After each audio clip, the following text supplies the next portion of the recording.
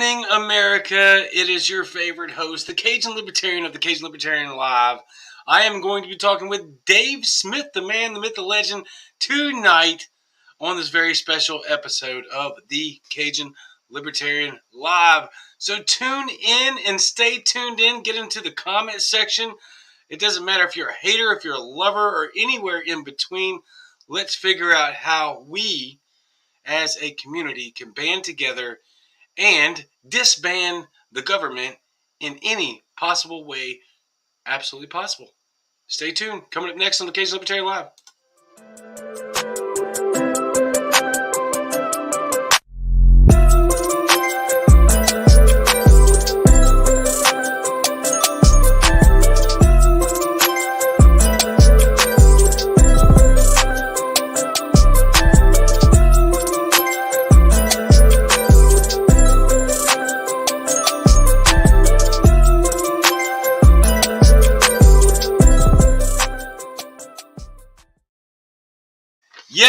Yes. Welcome back to the Cajun Libertarian Live. I am your host, the Cajun Libertarian. So don't forget to follow me on YouTube, Instagram, or subscribe to the YouTube channel.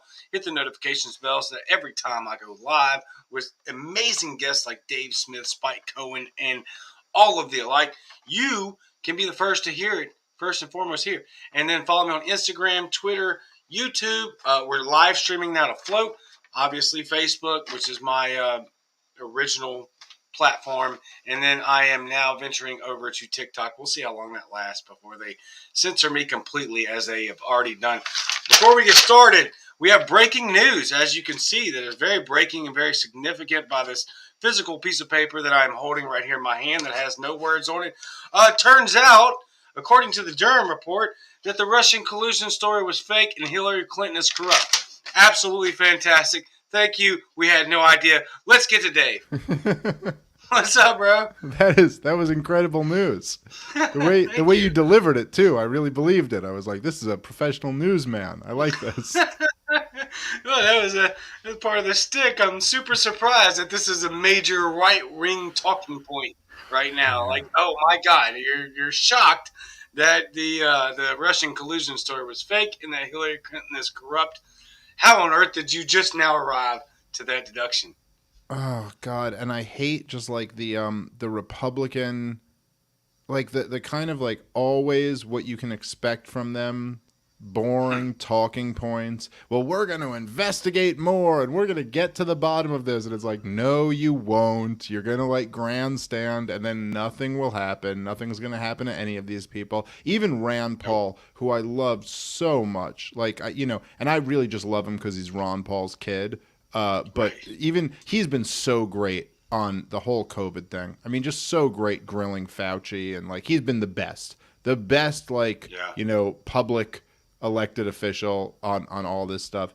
But he said something a couple weeks ago where he was like, if the Republicans take back the Congress, we will have a full investigation of Fauci and all this. And you're like, oh, dude, I just don't believe it at all. I remember the Democrats talking about how they'd have a full investigation against Bush's war crimes. I remember all the investigation talk about, Benghazi and all this and, just everything. And all these investigations ever do is we basically figure out that the government's been lying to us this whole time. No one gets punished, and we move on. It's hilarious because Heiss and I were talking yesterday, long talk, some of which about, I want to talk with you about in regards to Yemen. You really opened my eyes with that on Joe Rogan. But it's funny because we've been doing this even, like you just said, with George Bush. Republicans did it with Barack Obama, and then Democrats went ahead and did it again with Donald Trump. It's like you keep making up crap that is non-significant when there is actually things that these people should be tried for, namely war crimes. Yeah. And I mean, yes, absolutely. I completely agree. And with the Trump thing, I mean, what was significant about that, and I really spent so much time on my podcast talking about this, but it's almost been eclipsed by COVID. because this is just, now we're living through the rise of totalitarianism across the West, across Western civilization. But it was really what the actual story, like the alleged story, was the biggest story ever, that the sitting U.S. president was a Russian asset. I mean, that's a really big deal if that's true. But the actual story was equally as big, which is that the intelligence agencies framed the sitting president for being a traitor to his country, a Russian asset, which is the real story there. And that is a pretty big deal. Like, that's, there's a lot of stuff the government does, and it's not as if, I saw that guy Jim Jordan tweeted the other day, and he's been one of the guys leading the charge on this, but he tweeted, he goes, if they can spy on the president, they can spy on anyone. And it's like, nah, dude, you got that all backward. It's that if they can spy on anyone, then I guess they also have the power to spy on the president. But still, there is something, even as a libertarian, an anarcho-capitalist who doesn't believe the government should exist at all, I still go, there's something about doing it to the sitting president of the United States that is like a bit more, that's a bit more than just framing like a random person. Not that it's any more evil, but that it just seems like more of a significant story, that even the person who was like duly elected by the process, and under the Constitution and all of this, that you would frame that guy for treason, essentially, is really a remarkable story. And the fact that almost no one has been punished. I think one lawyer who forged some documents has been punished over it, but that's basically it. And we really know at this point that the whole thing was a big fraud.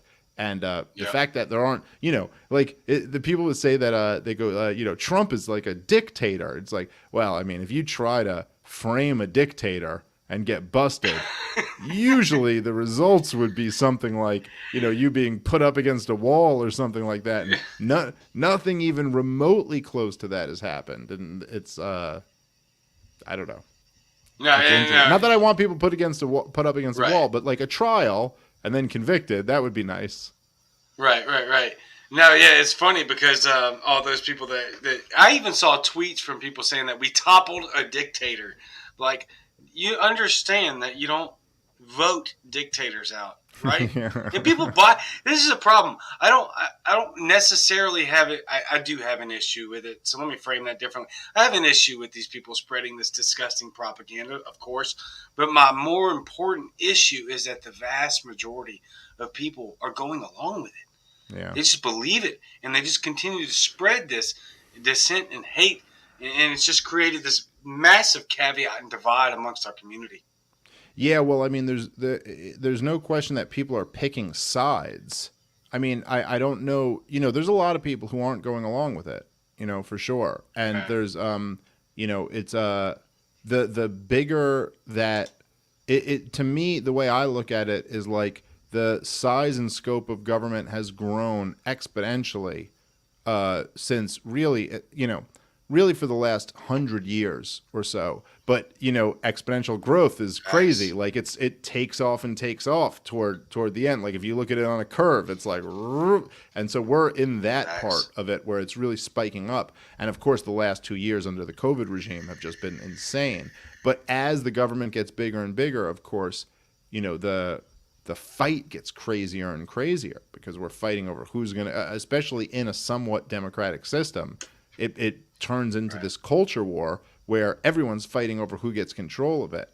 But, to say like, oh, there's like, oh my God, the talking points from the corporate press are all like, oh my God, democracy is under attack. And there was this insurrection, and oh my God, what if we lose democracy? And then meanwhile, you look over at what's happening in Canada right now, and like a legitimate, mass protest by the working class is being snuffed out by a totalitarian government invoking unprecedented emergency powers, So like, I mean, it's like right out of like you're like, yeah, this will be written about in history. I mean, this is like textbook fascism. And so again, a lot of people are against that, but it's unbelievable that like it almost makes you realize you're like, oh yeah, there are people who support that. There are people who are for it. And it's absolutely, it shouldn't be wild to us, right? We should understand and expect this at this point. But the way the media is covering what's happening in Canada is absolutely beyond atrocious. And if they're, I don't advocate for this, but it's damn near criminal. I mean, it's damn near, they're risking lives, they're risking literally the Western way of life over the way our media is treating what's happening in Canada right now, where you're witnessing in real time a true dictatorship who literally is only implementing these policies based on political decisions that he doesn't like. Yeah. Well, look, I mean, if you talk about the media being borderline criminal, right? And I get what you're saying there. Like, okay, they should have the freedom of speech even if they're saying really, really messed up things. Yeah. But if you think about it like this, right? Think about the war propaganda that's been coming out over the Ukraine, Russia situation, right?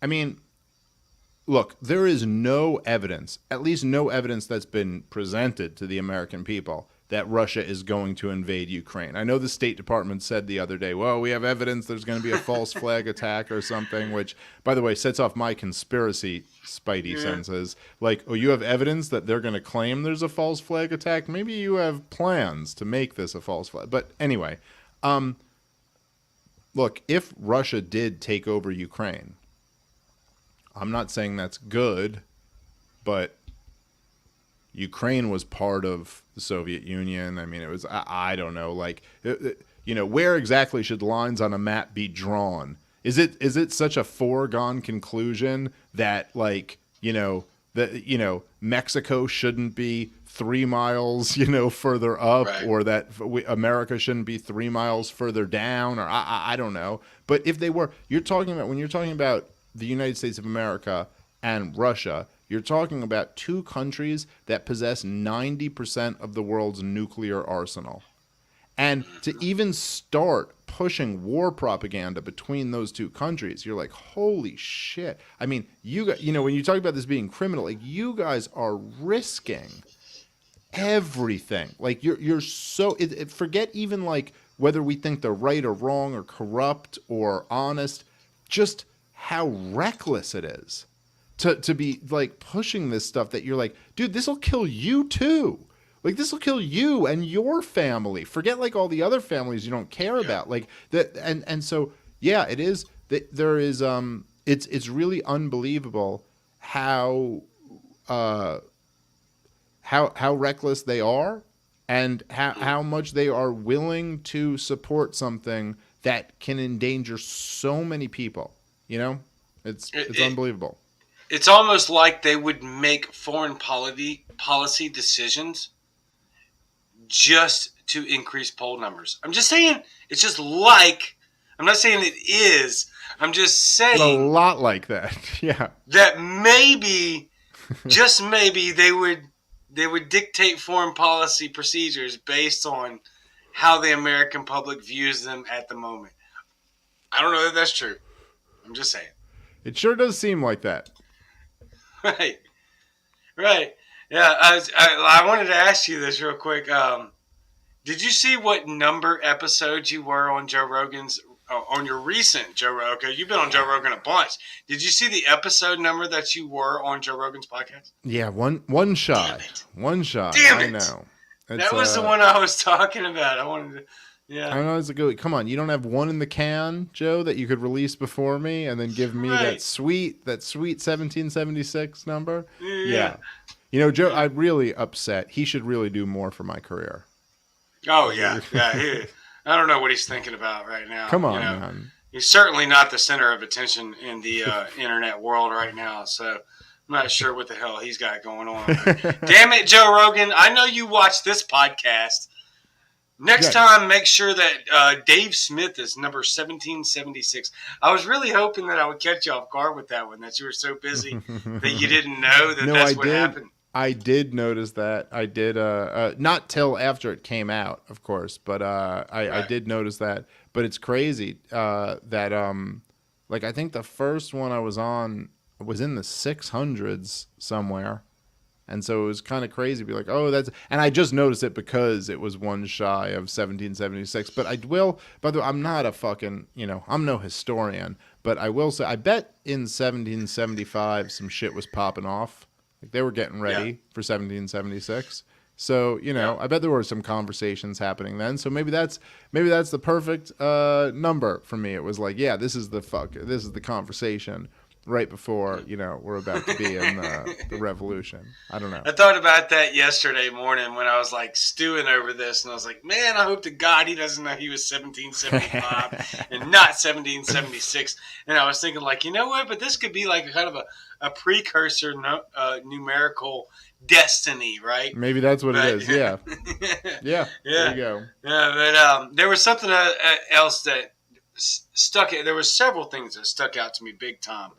One of the, besides that little humorous, one of the other things that stuck out to me big time was a extremely relevant and applicable saying or slogan that you let go in that pot right at the beginning of it. You said that we have, for some reason, become allergic to harsh truths, and I could not agree more. But tell us, because Joe just sped right through that, and I thought this was so freaking important as to what's going on in the culture war today. I would ask you to talk about that a little bit more. Yeah, well, it's been something that's I've thought about for a long time. I remember I read this book that I highly recommend to people. It has nothing to do with libertarianism, by the way, but a book that I really recommend to people. It's called, so many years ago I read it, but it's called Generation Me, and it's Nice. by Jean Twenge or Twenge or something like that. I apologize. I don't even know. I don't think I've ever heard anyone say the author's name out loud. I just have read it, so I don't even know how to pronounce it or anything like that. But I believe that's the book, Generation Me. And I thought it was really fascinating. She's like a sociologist or a psychologist who wrote this whole book about like our generation, or the current generation. And she was talking about how much more self-absorbed the current generation is than previous generations. And that, there was so, like, for all of human history, so much of it has been like based around tradition and these things like, God, country, family, chivalry, like all of these kind of like I know libertarians might have a little bit of a problem with this, but in a sense, collective traditions, and that's really broken down, and we're in this age of kind of radical individualism. And just to caveat this before I bother too many libertarians, I think it's important to understand that libertarians are not, in this sense, we're not. These words are used in different ways, but when you talk about collectivism versus individualism, this might be, libertarians might say, well, we're against collectivism and for individualism, but really what we're for is voluntarism versus coercion, right? So we're not so much for like against groups and for the individual. We're for voluntary association and against forced association. So the point that she was making really had nothing to do with any of this, but she was just talking about how self-absorbed people are today, and even down to the fact that like she goes through all of this, like even down to the fact that we wear clothes that are comfortable. Like this is a very new thing. There's a very new thing that like people, you wear clothes that are comfortable because it's like, well, I want to feel good about me. No one ever thought this way through human history. You were uncomfortable. You laced up boots and tied them up tight and stiffened a rope around your neck that they called a tie. You know what I mean? And you did what you had to do because that's what would make other people feel good about you. And it was all about what's good for other people and this kind of greater sense of community. And there's something wonderful about that. There's something wonderful about the individual being elevated, but there's also something kind of tragic about losing this sense of community. And anyway, one of the things she talked about in the book too was that idea, and that really stuck with me. That if you look at, she was saying, if you look at what people would say 2 generations ago, 3 generations ago, it would be things like, your grandmother. Like, what would her advice to you be? It'd be like harsh truths, like, Yeah. even silly, like, wash your hands with soap and water. That was like, it would be like, don't give the milk away or no one wants to buy the cow. Like, this would be like the type of thing they would tell girls, like something like that. Right. And today you have all of this stuff that's like, you got to love yourself before you can love anyone else. You gotta be you. You have to put you first. You have to be all these things that it seems almost like the intent is to be nice rather than tell the harsh truth. And to me, I don't like that. I don't like the idea, like, as an adult, I don't like the idea of someone being kind to me rather than telling me the truth. I like the give it to me straight, like, that's more what, like, whatever, maybe it's a personality trait or something like that. But I like the idea of, like, no, let's be honest about what this is. Let's really tell the truth, and then I can make my own decisions. And it seems to me like our culture really lacks that, really lacks the ability to say, like, even with the COVID stuff, it's like, no one was ever I remember Joe Biden, when he was running for president, he said in the first debate he did after COVID really hit, they did this one debate, him and Bernie Sanders, where they were like super far apart, and it was just them two, and there was like the social distance debate, and there was no audience and all of this because COVID and all this. And Joe Biden said, whatever happens, through COVID, the government will make you whole. We will fix whatever this is. Like, we will. And I mean, come on, dude. Right. Like, would you rather that, or would you rather someone just be honest with you and go, look, this is gonna hurt. This is gonna hurt a lot, Yep. and everyone's gonna have to tighten their belt. And so I'm always on the side of the harsh truth rather than the soft lie.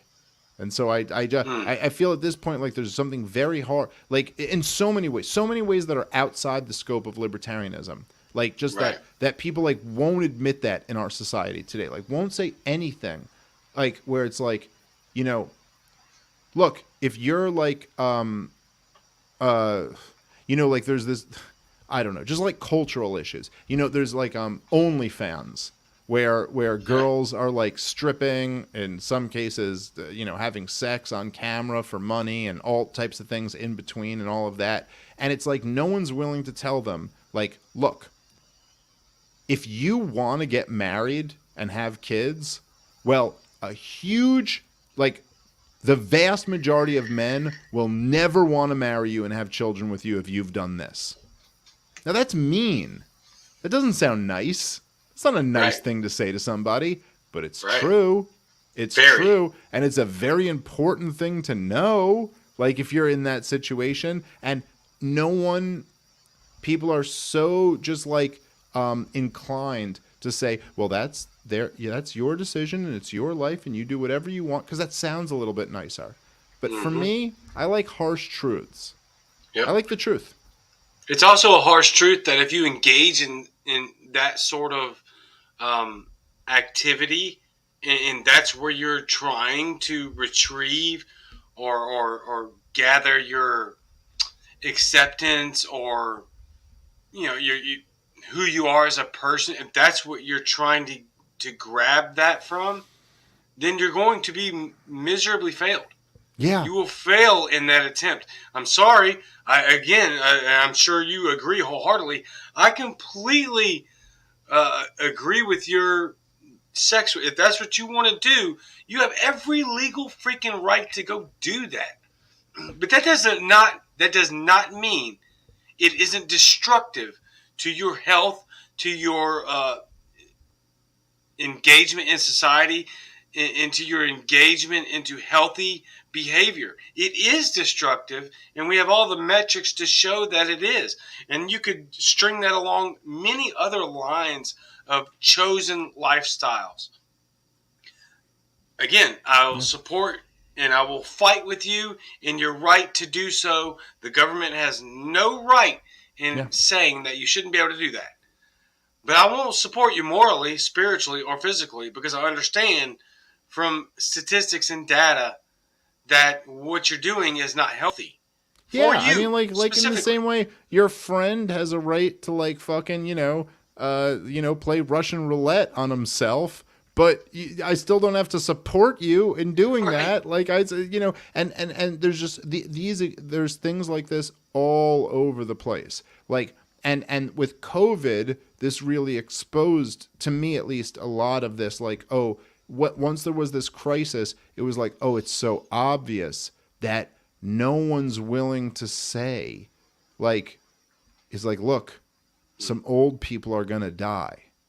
And it's not that I'm on the side of the virus. I'm just saying that no matter what you do, some old people, some sick people, like this is an upper respiratory virus that is very contagious. And if you have comorbidities, man, that you do not want to get this thing. But I'm not willing to sacrifice all of life for, to try to make sure that nobody ever dies.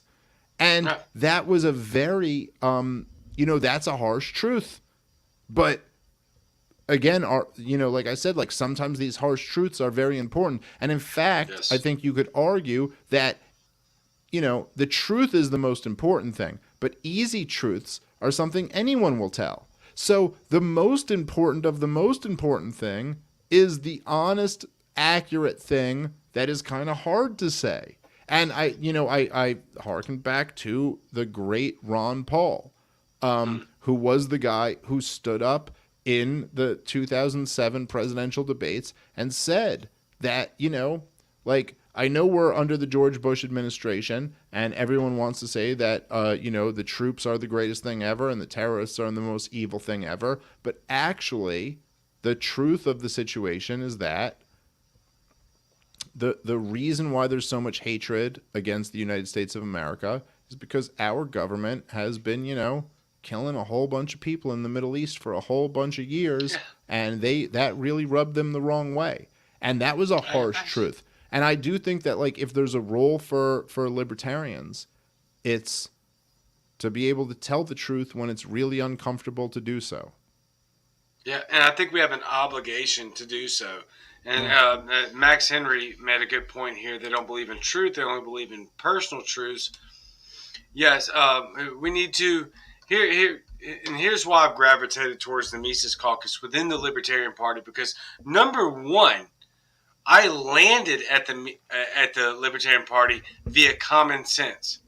Number two, after evaluating the entire scenario, what leads me closer to the Mises Caucus is, shocker, more common sense. We must maintain some sense of reality and biology and science and factuality that must drive the basis for our fundamental beliefs in this country. And so when we move away from hard and really appalling but very real truths like we are the ones that have caused Islamic extremists. That's what we've done. We are the problem. We are the ones that have caused so much clinical depression by catering to people, to the 1%, and then, just spreading that out towards everybody via mental disorders. We have to stop moving away from hard truths and hard reality to cater to the emotions of the 1%. We have to stop that, and we have to stop it immediately. Well, I'm glad. Listen, man, I'm really glad to have you on board, and I think that there's an interesting kind of like thread there that, in the same sense of like there's almost been this like dynamic that's risen up now. So like like I said before, when I go look with COVID, let's say if someone was like like, look, we had the lockdowns, and I don't know the exact number of people who have died from COVID because it's almost impossible to tell with the way they keep track of the numbers. You know what I mean? Like there's a guy dies in a motorcycle accident who's COVID positive and it's a COVID death. And of course, then there's also people who die at home and they have no idea if they had COVID. That could be a COVID death. So we don't know exactly what the numbers are. But the point is that we had all these lockdowns and hundreds of thousands of people died from COVID. And if I had said at the very beginning of that, COVID, which I did, but if I had said at the very beginning of it, I'd been like, look, hundreds of thousands of people are going to die from COVID. That's going to happen. There's, and a lot of old people and sick people are going to die, but I don't think we should have lockdowns. It'd be very easy to say, what's the response to that? So you don't care about old people.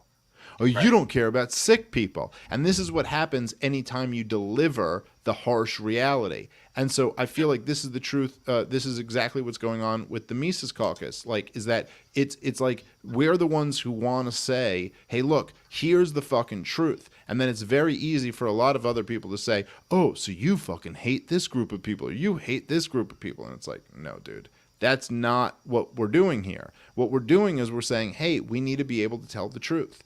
And, that's it. I'm not going to stop telling the truth as I see it because I get people shrieking at me. I don't know. If I was going to do that, then what's the point of being here? Like, like why am I even here? So that's it. It's good to have you on board, man. And it's like one of the things that I liked about you right away, and like this is happening with a bunch of people, is that, and I see this all the time happen, is that when I see somebody kind of in the middle of these conflicts between like the Mises Caucus and the people who really hate the Mises Caucus, and I see someone being reasonable, not like necessarily on our side. Reasonable doesn't mean you agree with me on everything, but just being like, hey, let me be fair about this. I go, okay, let me talk to this person because I want to have a conversation with somebody who's like being reasonable. And then what always inevitably happens is that all those people turn on you because they go, look at you. You're aiding and abetting the person who's so horrible, like he's a Nazi or a racist or something like this, which is just like, completely untrue. What's funny is I almost put in our promo when I tweeted it this morning. I was going to say, tonight I'm going to be talking with Dave Smith, just a couple of alt-right neo-Nazi white supremacists fighting for the rights of gays, blacks, and everyone in between. I didn't do it for obvious reasons, right? But we laugh about it, but unfortunately it's absolutely ridiculous because if you really follow the pattern of thinking that you literally just laid out, that anybody that proposes some sort of logical thinking in just reasonable mentality, they get labeled as some extremists, and that, you're for this, or you're not against X, Y, or Z, well, then you must be for X, Y, or Z. Which I don't understand why libertarians are participating in this, because this is from the playbook of freaking government and duopoly, and it's destructive. What the hell are they doing? Yeah, I mean, I don't know, dude, and I think you're absolutely right. And I look, I try to like take a step back and go like, okay, so what am I like? What is the perspective of these guys who have this opinion of me and the Mises Caucus and my whole camp and everything like that? And I'm like, look, I am to a fault always willing to have the debate and the conversation. If somebody goes, hey, I think you're wrong about this opinion you have, I've done so many debates amongst libertarians over the last few years. Like a lot of them. And I'm always willing because it's really almost, it's my own like autistic or something like flaw that I'm like, if someone's like, hey, if someone's like, you have this logic wrong, I'm like, well, I think I have it right. So let's battle this out and see who has it wrong or right. I'm not shying away from any of this. But then like the response to that is almost always, not always, there's been exceptions, but almost always like this wild caricature of what you actually think, or I'm unlibertarian on this, topic or that topic. And the truth is that I'm an absolute pure libertarian. I'm libertarian on every single issue. There's not one that I'm not. I believe that people have self-ownership. I believe in private property rights and the non-aggression principle to the fullest, with zero exceptions. Like I would never. There's nothing that I would make an exception for that over. Okay, maybe I should say perhaps the protection of my children. The protection of my children I would put above anything else. But really, I don't think they're in conflict with that at all. Yeah. But it's been very interesting to see these kind of dynamics, and it's unfortunate. I wish it didn't exist, but it is what it is. Yeah, it is very freaking disheartening and unfortunate. And I continue to reach out to both sides, and I say both sides now very, hesitantly, because I am working with Mises Caucus, and I'm going to help promote, use the Mises Caucus resources in my state. I live in a deep red state, so putting that aside, I have desperately tried since learning about this fight to try to bring these two demographics together. And I see one side predominantly saying, yeah, we want to work together. We have to. We have some serious, pardon my French, but some serious effing shit that is barreling down our pipeline right now. And then you have the other side reading about who Dave Smith had on a podcast that you debated 6 months ago that I've never heard of. And the reason I've never heard of them and don't care is because they suck, and I don't care what they have to say. Yeah. And we're destroying ourselves. And it seems like the criticism has always been something like I was too they'll say I was buddying up to that guy, or I was too friendly with him, or I agreed with him on some stuff. But really it's kind of well, I don't know. I mean, that's how to me, that just seems like how you treat a person. If someone comes to a conversation with me, I don't think anyone, including all of the people who really hate me, think that if someone came to me in a conversation with the energy of fuck you, I'm gonna fucking destroy you, that I wouldn't respond with that energy. I mean, people know me fairly well. That's kind of my style. If you come to me with that, but if you come to me with hey, I disagree with you on these ideas and I want to talk about it, then I'll probably go, okay, well, sure, let's talk about this. And so to be furious at me over that, I mean, it's again, look, all these guys and it really is a shrinking minority in the party, but they know that I'm not the type of person who, I don't have any positions that I'm not ready to defend. And that I don't just throw these things out without thinking them through. And whether it's my position on immigration, I set up that debate with Spike Cohen, who I love, who I think is one of the most brilliant libertarians out there, because I was I want to have this debate with the smartest, most capable guy who I think will really give me pushback on this and see okay, how does this stack up? And it's the same with a lot of these other things. This is why I like having these debates. And not all, with the exception of one, most of the debates that I've had with the people who really, really don't like me, it was a completely cordial, friendly debate, ended on good terms, and then it's they go on a mission to okay, we're gonna, try to destroy you every day. But again, my message always, for at least the last 2 years, have been kind of what you were saying. That it's look, we're living through the rise of a sweeping totalitarian movement across Western civilization. And if you believe in human liberty right now, the idea that you would get caught up in any of this nonsense is really like it's bananas to me. Like that you is. couldn't see what's right in front of you. And to me, you have the Mises Caucus, which certainly I don't think it's unreasonable for people to say that, like, look, there is some bluster in the Mises Caucus, and there are some people who are really like so ready to give the middle finger to wokeism that they will say the most fucked up thing to just be like, "Yeah, fuck you," you know?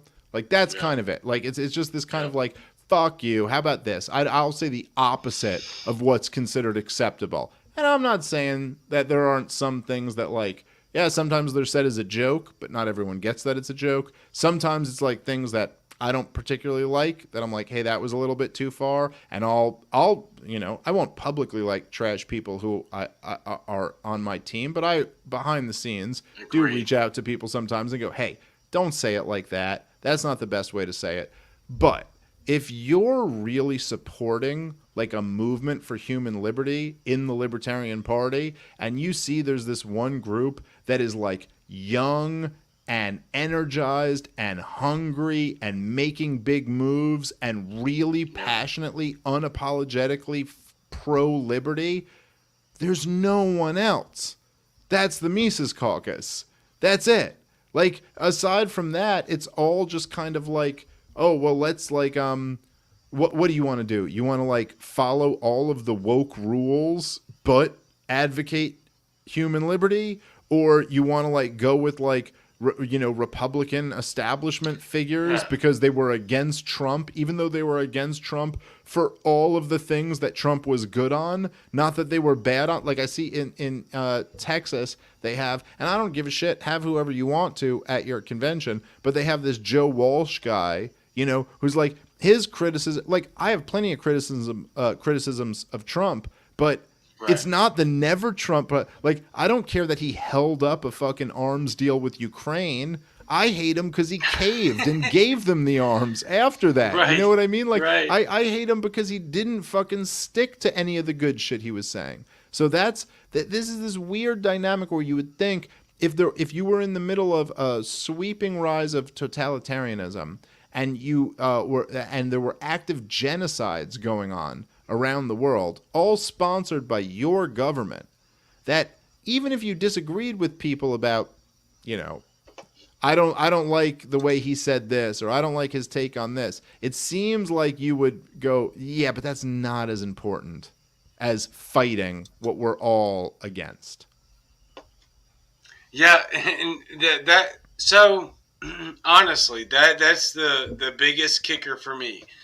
It's not just the fact that if you can't stop for a second and get over your damn ego and the things that you want and that you choose, that's important. The things that you choose to be offended by and see what our governments are actively doing by the hour to pick a fight with Mises Caucus, then I'm not sure how much use you are to this movement, because I'm not here to make friends with people that are actively seeking out destructive outlets. Yeah, If that makes sense. No, I know what you mean, and I would prefer that there was some way, and I tried this for a while, but I would prefer that there was some way that we could all go kind of like, this was the point of me having all of these debates, was I was hoping that it's like, look, we'll make our arguments, and then we'll kind of see who's right, and see who has the stronger argument, and then we can kind of all like kind of come together. Now, of course, in my mind, I was like, I think I'm right. That's why I'm making this argument. But at a certain point, I kind of realized, at least with some people, that it's like, yeah, this is just never, no matter what argument is presented to them, no matter how it's explained, it's never going to come back to there's never going to be this kind of process where they go, all right, yeah, I guess that was kind of a little bit hyperbolic on my part. Maybe I should tone that back. So that's just not going to happen, unfortunately. Right. And I wish it would. For any of the people, there's literally nobody in the Libertarian Party who I couldn't move past whatever our disagreement is. You know, maybe a conversation is necessary, but not even that long of a conversation. Whatever. I don't care. Like, what I care about is like doing big things. That's what I care about. That's literally what my motivation, what my focus is on, and what it's always been on. I want to like go and tell like, you know, like I'm excited that fucking I was thrilled that Rogan put out the clip of me talking about the war in Yemen. That made me really happy, you know? And that he chooses what clip he puts out on the YouTube channel. So I'm like, shit, that got an extra couple million people to see that, with on top of like the 20 million people or whatever who saw it the first time. So it's like, fuck, yes, okay. I just got to tell like a really big portion of the American public about the genocide going on in Yemen and how it's all Washington, D.C.'s fault. Okay, I like that. That's big to me. You know, like I don't care about like any of this petty shit. Like I'd fucking, you know, I mean, I'm a person. I have my own, you know, ego just like anyone else. But of course, I could move past any of that and fucking let's focus on what really matters. Unfortunately, I think that, you know, wokeism is toxic and it's intoxicating. And that's part of the reason why it's spread throughout, you know, our society so much. But that it's very easy. Look, I have a million flaws, and I'm far from a perfect person. But I try my best to be really aware of that, and to really try to, you know. And I think part of this is having a family. I'm thinking about how to be the best father for my kids. I'm thinking about how to be the best husband to my wife.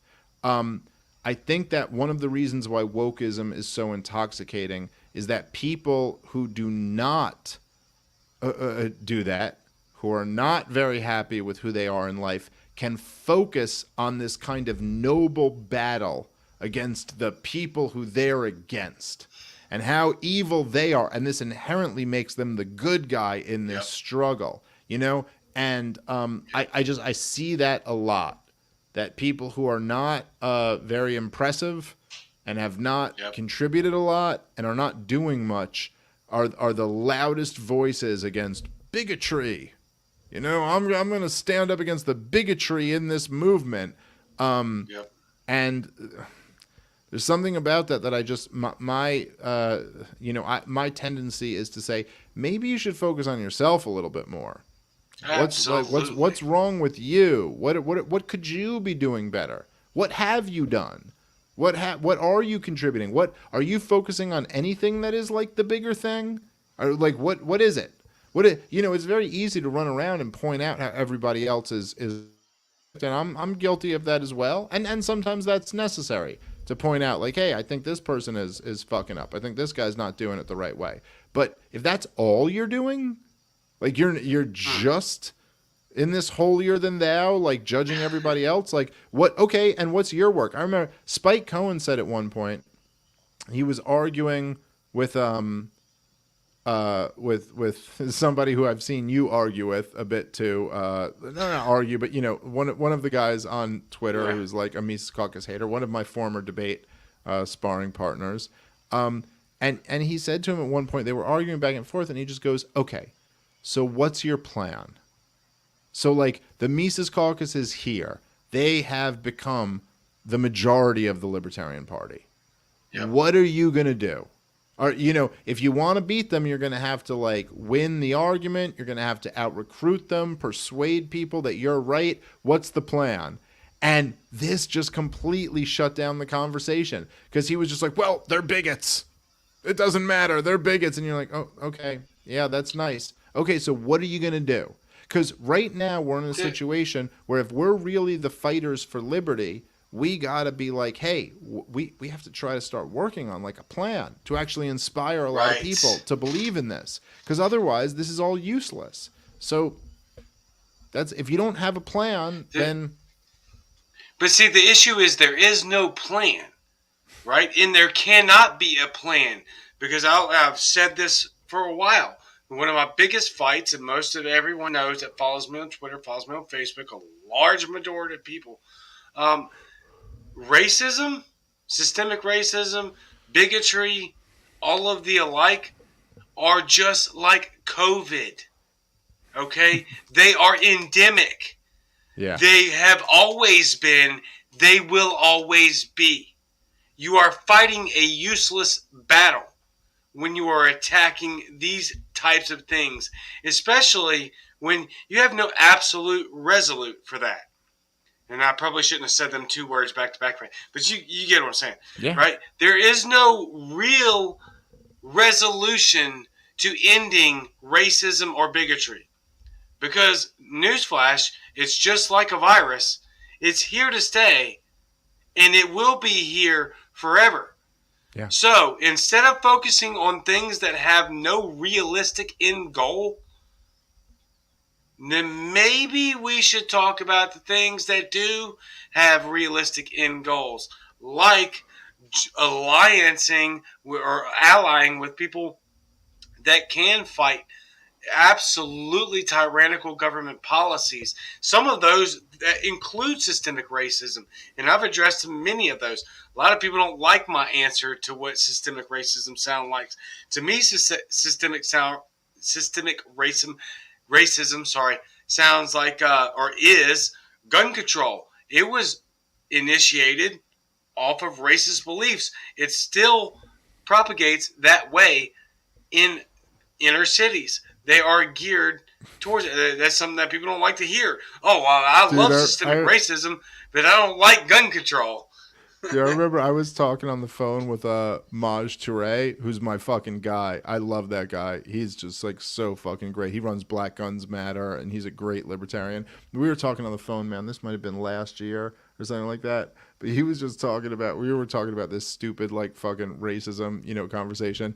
And he was like, he goes, dude, I got friends of mine who are doing decades in prison over selling cocaine. Decades in prison over selling weed. And this was during like the Black Lives Matter, like riots and stuff. And he was like, could I get like 2 of my friends back? He was like, I don't care about tearing down statues. He goes, I'll build a statue of a slave owner if I could get like 2 of my friends back. Like, it's, who cares? We're talking about like the dumbest shit that doesn't actually have anything to do. He's like, dude, I know this guy's mom and I watch her cry over how her boy is in jail for 20 years. Like what, so there's just these things where it's like, to focus on these things that just don't matter. And like you said, not that they don't matter at all, but in the grand scheme of things, matter so little. And to go and this is the problem I have with these, and I think this is intentionally designed, but with this whole thing where there's like, they use these terms like racism, but then it switches to systemic racism.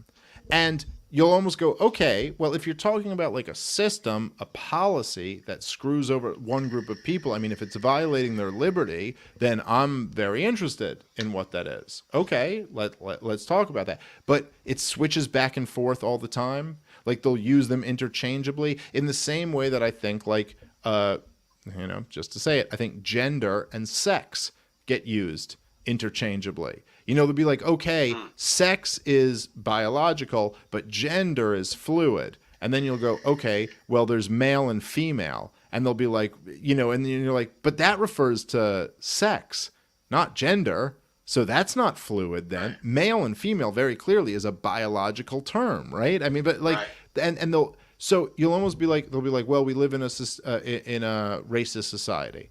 And you'll be like, okay, well, I don't think so because, so-and-so, like, there's not a lot of racist people. And they'll be like, yeah, but there's systemic racism. And you're like, okay, all right, so let's talk about the system that is racist. But then if some person says something wrong, they're like, we have to cancel that person. And you're like, yeah, but that has nothing to do with systemic racism.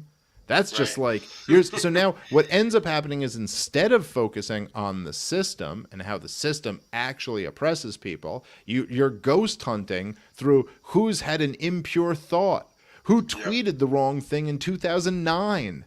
That's really what we got. And any energy that's even spent on that, or like who's posted a meme or a video that's like what? Who cares?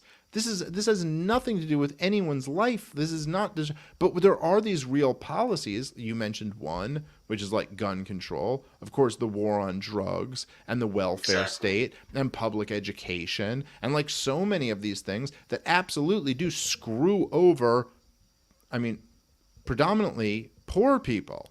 Yeah, and sure, poor people in this country are, disproportionately not white, but a whole lot of them are white, But like, it's like, yeah, there are all these policies that screw over people. And really, who gives a shit what color they are? If they screw over people, they screw over people. We should be against that. Right. And, so it's like, it's just all of these things are such distractions to not be able to like delineate between what is really something worth dying over, fighting over, caring about, and what is just nonsense. Like someone posted a joke that you don't like, like or a meme, or even like a hateful comment, even if it's not just a joke, like a hateful comment, it's like, okay, fine, but that's not like, I'm not in this game to care about someone's a meanie.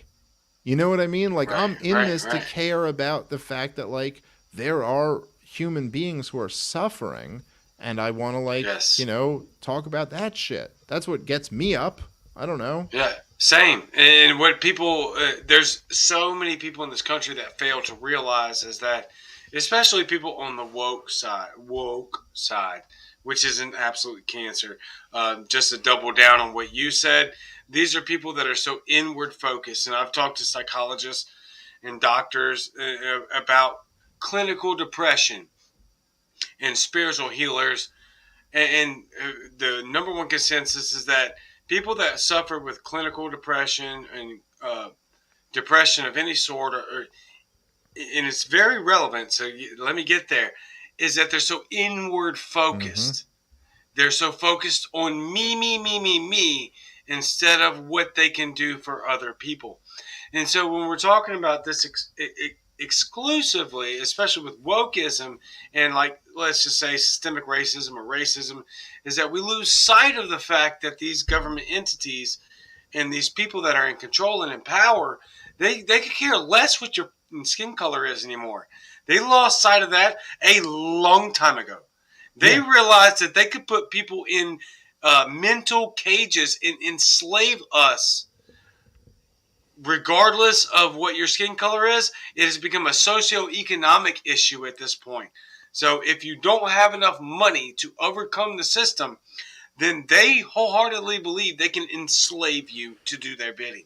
Yeah, and I completely agree with that. And I would just add that they also realize that they can use your skin color to pit you against each other. Facts. Whereas, like, you would probably have way more in common than you would with those people who are pitting you against each other.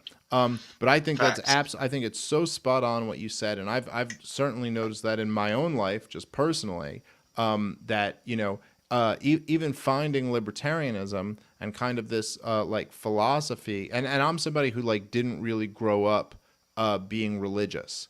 And I mean, I had a little bit, like, I'm Jewish and I was bar mitzvahed and stuff, but there wasn't really I didn't really, like, my family didn't really believe in religion, didn't believe in God. It was kind of just like this thing that was there, and you can believe in it if you want to, or not believe in it if you don't want to. And I didn't really have anything like that. And then finding libertarianism was the first time that I almost felt like, oh, there's this thing kind of bigger than me that I care about. And that made me a much happier person. Like, it made me a much like less depressed and anxious and inwardly focused person, because now it was like I was focusing on something that mattered. But really, it was when I had my first child, my daughter, and I, in the course of having her, really kind of found God and like started like kind of like believing in God, and then had a daughter, and then later, just recently had my son. That nice. It was like, oh, almost like all of that was cured. Like, not even like it's like, oh, it's a little bit better. Like, it's cured. I have the antidote to that, which is that when you have purpose in your life and meaning and something much bigger than yourself that you're focused on, you're just not. It's not like, it's impossible to almost sit around and be like, I feel blue, or I don't feel good about this, because it's like, well, what are you talking about? I am so lucky that I get to be in this Yes. existence where I am serving, like I have, like, God has blessed me with this Yes. perfect, like, family and this perfect life and, like, all of these great things. And of course there's these struggles and these horrible things, but that's kind of like what makes you appreciate what's so great about the great things in life. Right. And I tend to see people who are wrapped up in the negativity and in depression and things like that, where it's like, oh, okay, you're just not, you're, again, like you said, you're too inwardly focused on yourself. And if you're not externally focused and you're internally focused, then yeah, you're going to start to all of a sudden think about all the flaws in you and your Yep. life. Because of course we're all flawed as shit. Like, Bad. it's like, yeah, we're all really, really bad. And if you're just thinking about that shit, things get depressing really quickly. Yes. But when you're kind of thinking about the bigger picture and what really matters, then you realize that, like, you're on this beautiful journey, and that you can be, like, the most amazing thing about life to me, this is so much bigger than libertarianism, right? It's like the most amazing thing about Yes. life is that you can be an angel for other people, that you can be that person who saved someone else, who made their day, who had a huge impact on their life, and you think about, like, almost like it could be, you could, like, work at the post office and someone comes in and you're like, sorry, we're closed, and they're like, oh my god, I have to mail this fucking check out. If I don't mail this check out, my power's going to get turned off, my life is going to be ruined. And you now have this ability to go, all right, give me that thing, let me mail Yep. it out, and you Yep. just Yep. saved that person. Like, you did something Yep. so huge for that person, and that's all around you all the time. And when you have kids, you really see that constantly, because they look up to you, like, you every second you're like that for them. Yep. Like, they're like, can I do Yep. this, daddy? Like, can I do that? And you're just always trying to, like, be that person for them. And that is what will bring you true joy and happiness in this world. Not the thing, you have to find a balance. You have to do a little thing for yourself, watch the movie Yeah. you want to watch, do the thing you want to Yep. watch. But the thing that's really going to carry you throughout, like, what's going to make you feel really good about yourself when you lay your head down at night, is that you did that for somebody else. There's this weird, this is what Ayn Rand really had correct, even though I don't think she put it exactly perfectly, but I think she had this correct, is that there is true selfishness in morality. There is something truly, like, the most selfish you can be is, like, kind of doing good things for other people, because that is really what is more rewarding to you. It's not this conflict between selflessness or selfishness. It's more of, like, a synergy. It's more of, like, Yes. if you're living a really selfish life, you're going to be punished for that, just through the way this world operates. And so that's, I don't know. I wish Yeah, libertarians would understand that a little bit more.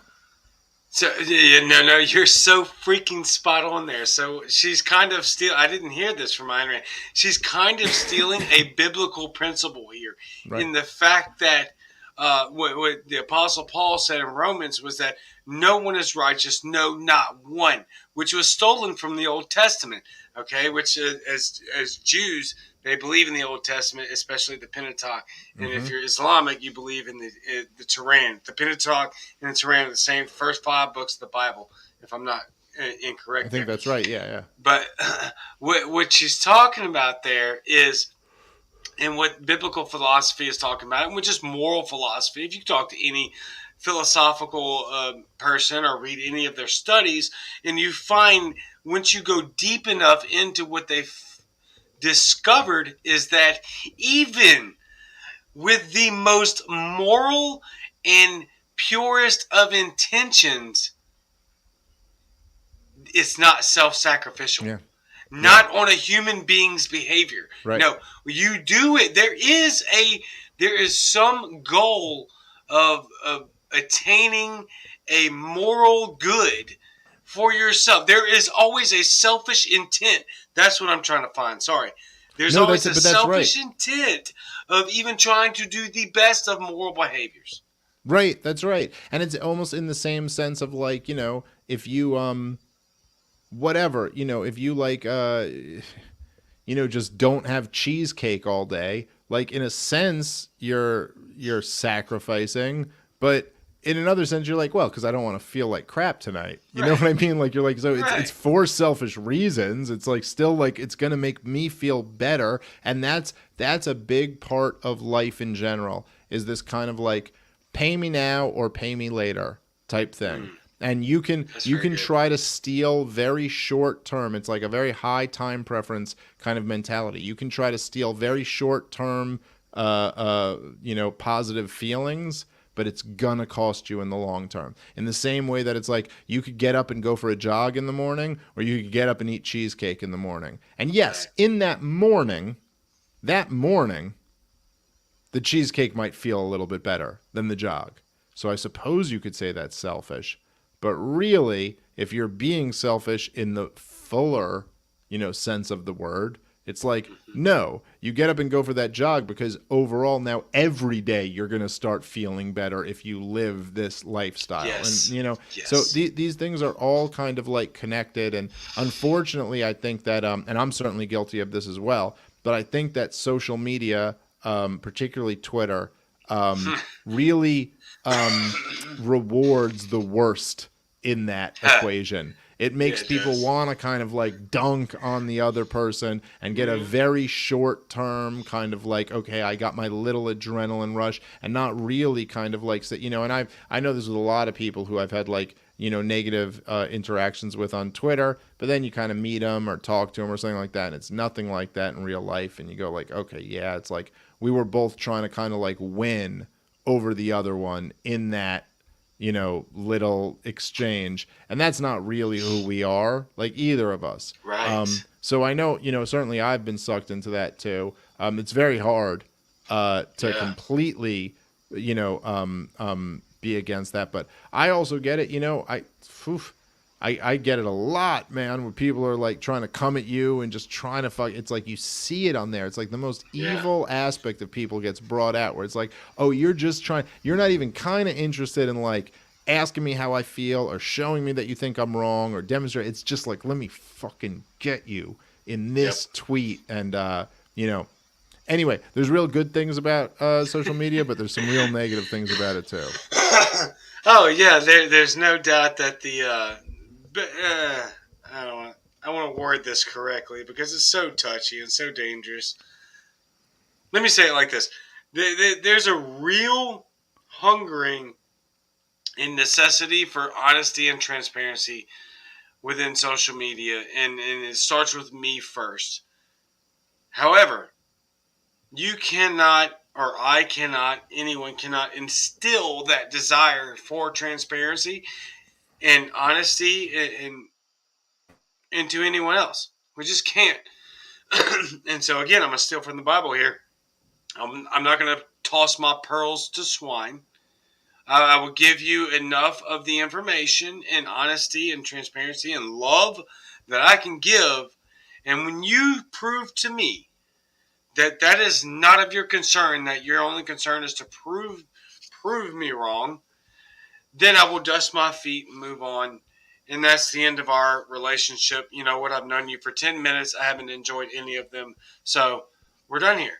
And that's about the best that I can do with that sort of interaction.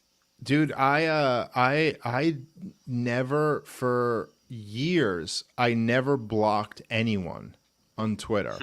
And I almost thought that was like kind of a like a badge of honor in a way. Like I was like, I don't block anyone. I'll take whatever you got to give to me. I'm not afraid of anything. And then it was really just over the last year that, and maybe even less, maybe more like the last 6 months, that I was like, I'm just going to start blocking people.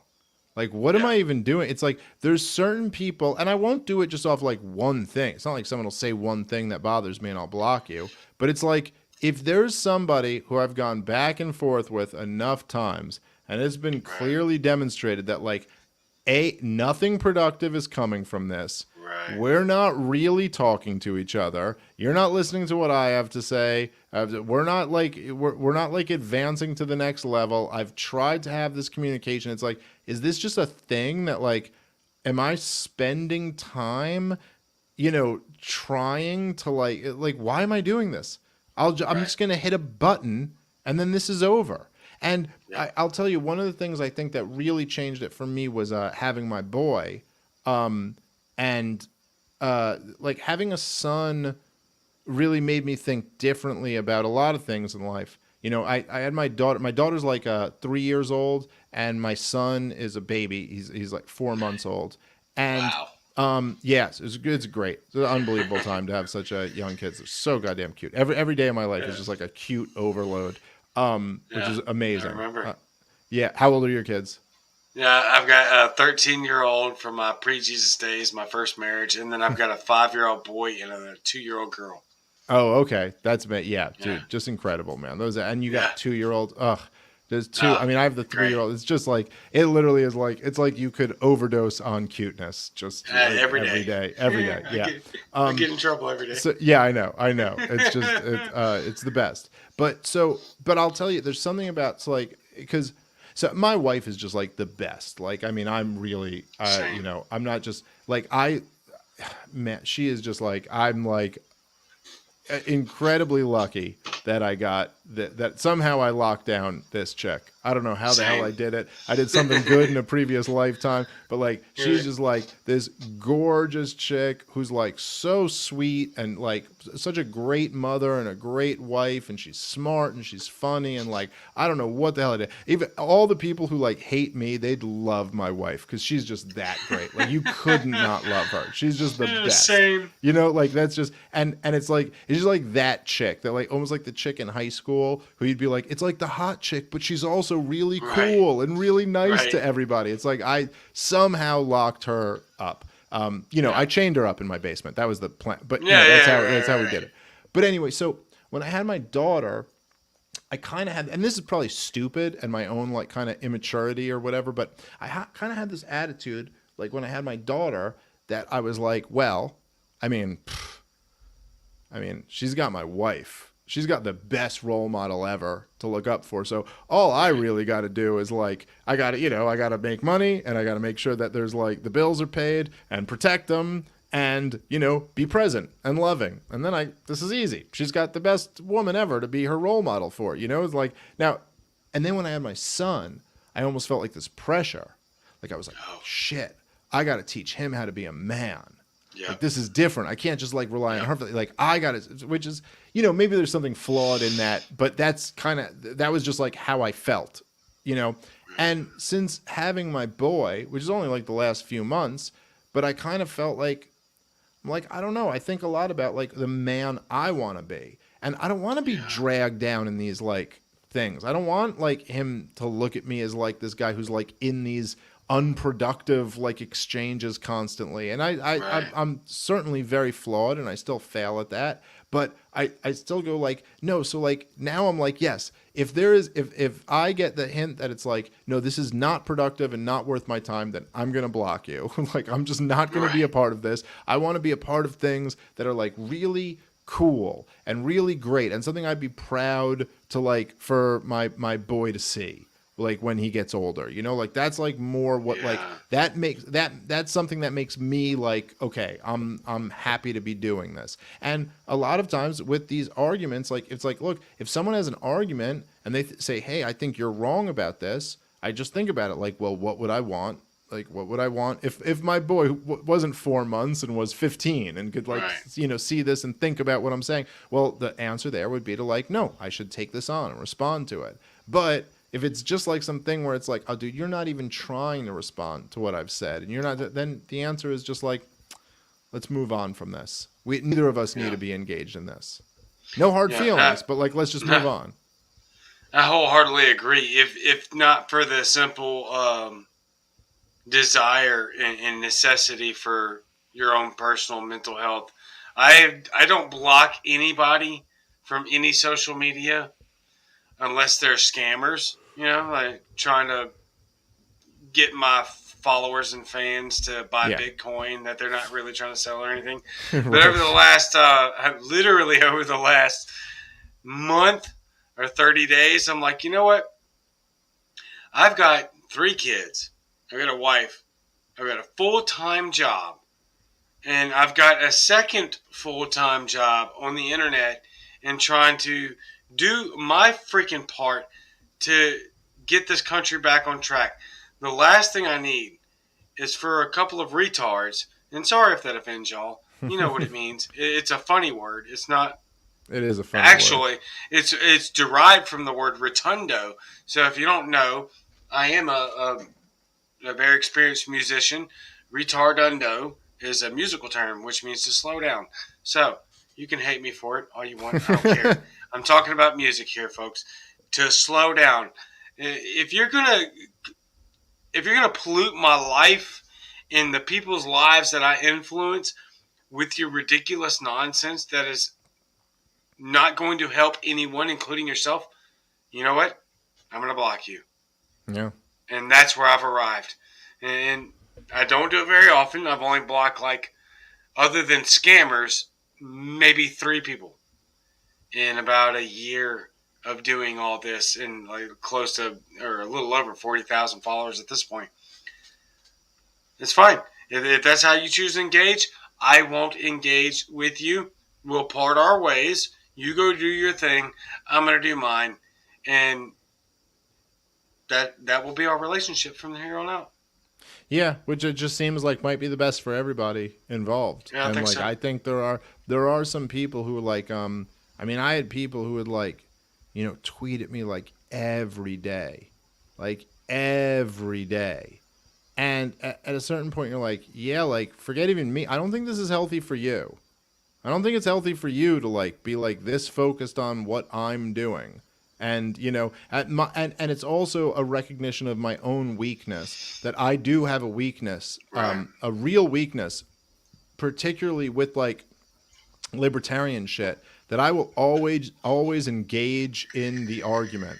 And this is I think my own version of to maybe a more offensive term than retarded is my own like autistic tendency is that if somebody's like, well, I think you have the wrong interpretation of libertarianism here, I'm like, okay, well, let's battle this out because I don't think I do. And I really like to do that, like I saw you commented on a thread today where I was battling it out about this old fucking clip from 2016 or whatever, where I was talking about drunk sex and how I don't think you can consider that rape because I don't think from the libertarian position that is a tenable way to look at the world. And I'll defend that because I think I'm right. And maybe I'm not, but I think I am. I really think I am. And, it's like, well, it's and it's so easy for me to get sucked into this. And why I blocked that one girl today is because after going back and forth on this, it wasn't anything she said to me. It was that after going back and forth on this for months now, and this is, I mean, I'm not like, look, who cares about follower counts or anything like that?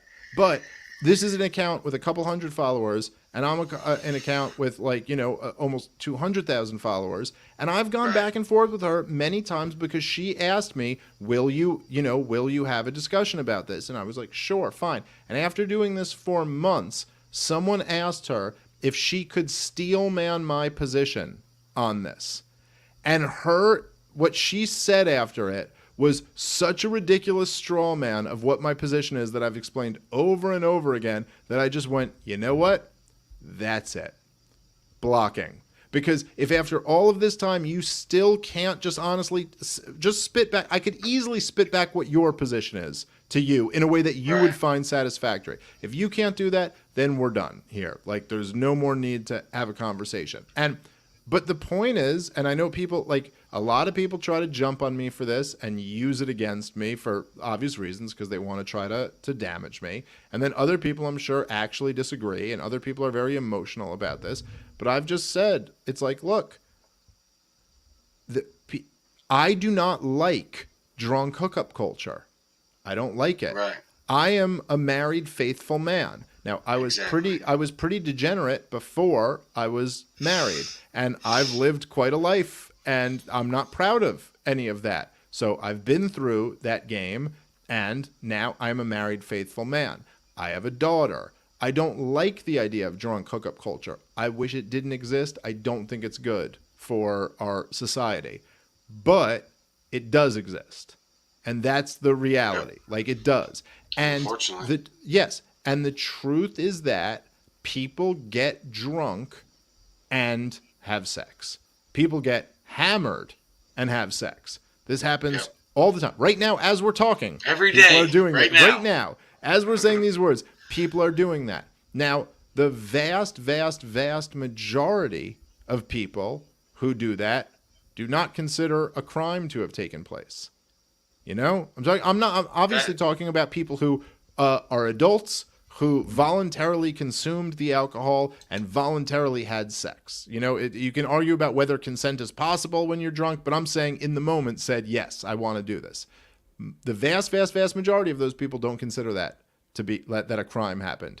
So you're telling me now that the libertarian position is going to be that if someone the next day thinks back on it and goes, actually, I feel like a crime did happen there, that is a crime? Or are you telling me that all of those other people who don't consider a crime to have happened, there was a crime there? Like, even though you don't consider yourself a rape victim, I'm telling you, you were? Or, like, whatever your answer is here, this is untenable from a libertarian perspective. That you're saying that all of these people who are engaged in this voluntary activity are now criminals? You know, like, and so I'm just like, no, this doesn't make any sense. The only answer there is that if you're an adult and you consent to something, then that's consensual. And if you're going to say that people who are drunk, even very drunk, are incapable of consent, ooh, that's going to open up some pretty difficult problems for you. It's like, oh, okay, well, if you're incapable of consenting when you're very, very drunk, that shouldn't only apply to sex, right? You're incapable of consenting. That means if you call an Uber, that guy just robbed and kidnapped you. If you go buy a sandwich, that guy just robbed you. You know what I'm saying? Like, it's like, look, we have to, the whole idea of libertarianism is that we have to have a consistent outlook on what is consent and what isn't consent. And so to me, the only thing you can do is say, look, I'm going to treat every adult with agency, and you are responsible for your actions the same way I should be responsible for my actions. The same way I couldn't just be like, you know, if my wife was like, hey, you didn't come home last night, I can't just be like, I was drunk. I'm not responsible. You know, like, it's like, no, I'm responsible. And then I couldn't beat my wife if she was like, oh, you didn't come home. It's like, well, I was very drunk. So I'm really not responsible because I drank a lot. It's like, that wouldn't fly around my house. And I don't know about you, and I don't think it should. And so that's kind of my position. Now, that doesn't mean it's not scummy.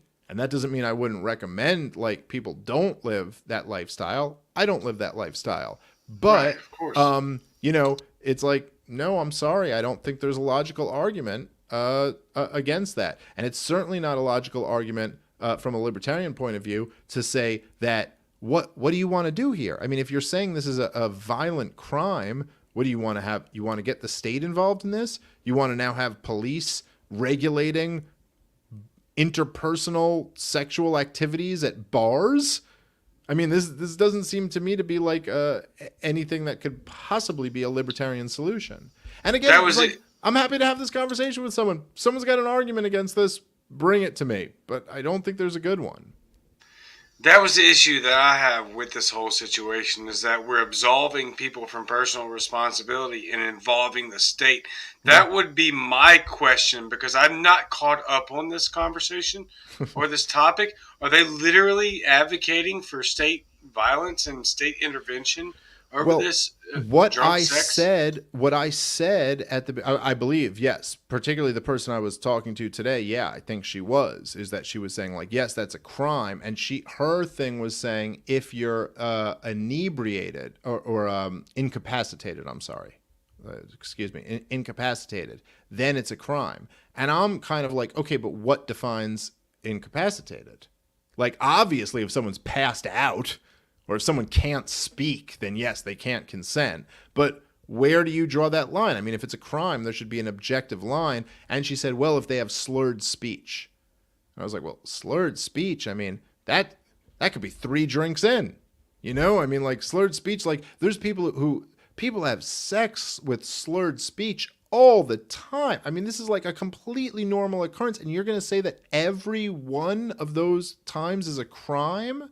Under any circumstances? Like that's just, these standards to me just seem ridiculous. And I also think that, you know, I don't know, within the libertarian world, and I don't mean to say this in a judgmental way, but there's a lot of people, not all, but a lot of people in the libertarian world who are kind of nerds. And I say this with nothing but affection. You know, these are people who read textbooks on economics and like stuff like that, which I do too. You know, I'm not like, I think it's great. I love all these people. But when they start talking about like drunk hookups, I think they're a little inexperienced and a little removed from reality, you know, of like what really goes on. And the idea to say that like people who have drunk hookups, someone should go to jail over that. I mean, obviously I'm not talking about like a drunk hookup where it's not consensual. That's a crime. Just like a sober hookup that's not consensual is a crime. But I'm talking about like, you're just saying that like two people having drinks is, I don't know. Most married couples I know, including my marriage, like, oh, I guess we've been committing a whole lot of crimes this whole time. You know, so it's like this is a very weird standard. And anyway, it was just a thing that I said like years ago. It's not an issue I care about particularly, that got put out there by one of these groups of people who's, you know, very hell-bent on kind of like bringing me down. And so they put it out there, and my response to it was I just posted the full video. And because they put out like a little snippet of it, and I was like, well, here's the full video. Here's what I was saying. And I believe that. So I'm not running away from it. It's like, here, okay, I'm happy to argue this, just like I am with like all of my positions. Just like I am with my position on immigration, or but whatever the thing is that like any other libertarian is saying is some controversial position I have, like, okay. I like superior arguments. That's why I'm a libertarian. I wasn't always a libertarian. I got convinced to be one because I heard the arguments and they were better than mine. I was like a left liberal, and I was like, shit, this is better than what I got. So if you got something better than what I got, I'm all ears. But show it to me. Let me see it. Tell me why I shouldn't be like having conversations with people who don't have libertarian views, and why I shouldn't treat them with respect.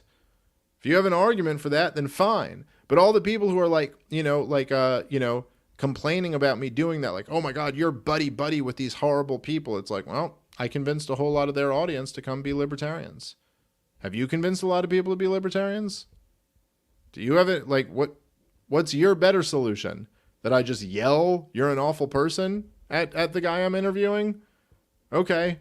Like, that's almost like what I want to say to some people. They'll be like, well, you talk to like Nick Fuentes or like whoever, you know, Christopher Cantwell or Richard Spencer. I've had conversations with all of these guys over the years, and they'll be like, well, you didn't even like call them out for this or that. And I'm like, okay, so you tell me, what would you have said? Tell me what I should have said. What would you have said? Oh, you're a big, horrible racist.